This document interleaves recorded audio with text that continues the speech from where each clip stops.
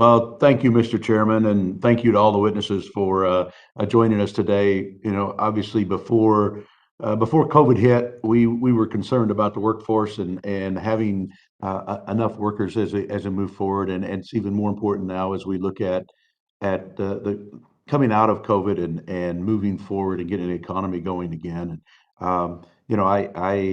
I share the concerns mentioned earlier about inflation and the issues there, and we look at some of the decisions around curtailing like things like the Keystone Pipeline, and that had directly led to really higher gas prices that a lot of people are being impacted by while they drive their Ford 150s or even hybrid electric vehicles as well.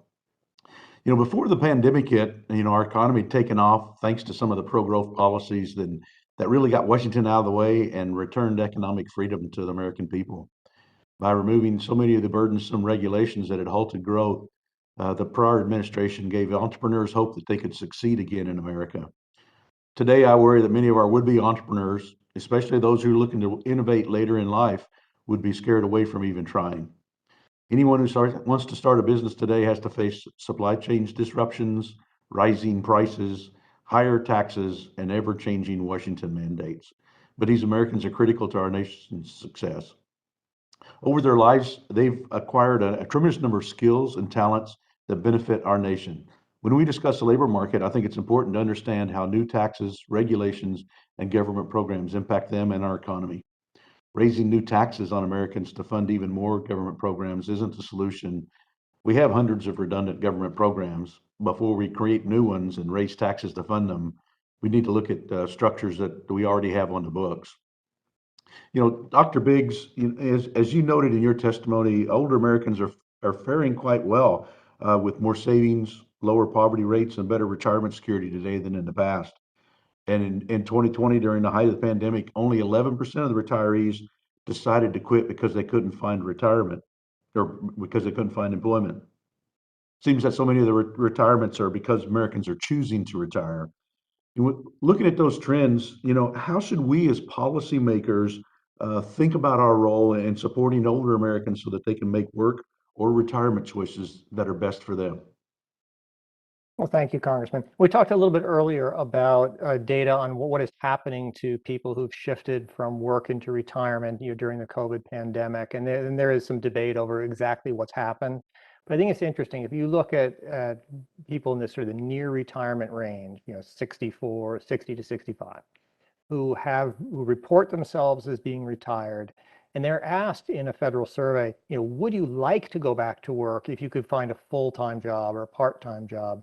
And over 98% of those retirees say, no, I don't want to go back to work. And that's consistent with past data.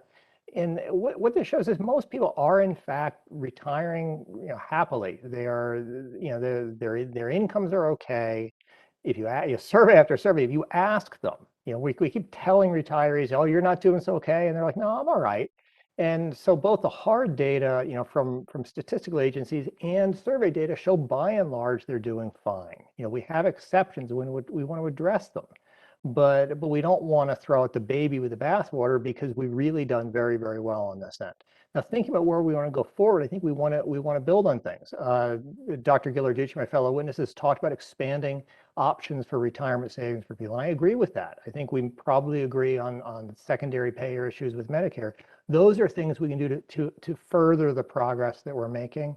But I tend to my general philosophy, let's open the door to more jobs. Let's not start micromanaging exactly how all these things are going to work. Something like age discrimination, I oppose it, and when we know it's there, we should prosecute it.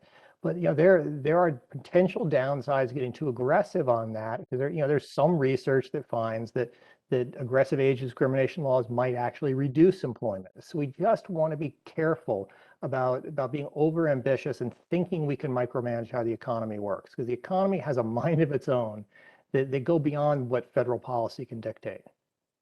Yeah, I'm glad you made that point. I mean, one of the things I did in my career in the private sector before I ran for public office was look at operational efficiencies, and as part of that, it came down into you look for the root cause of the problem. And so I want to make sure as we look for solutions, that we're actually building solutions that actually are designed to fix the problem and not something that may be a symptom of the problem, but not really what's causing it. So with that, Mr. Chairman, I'll yield back.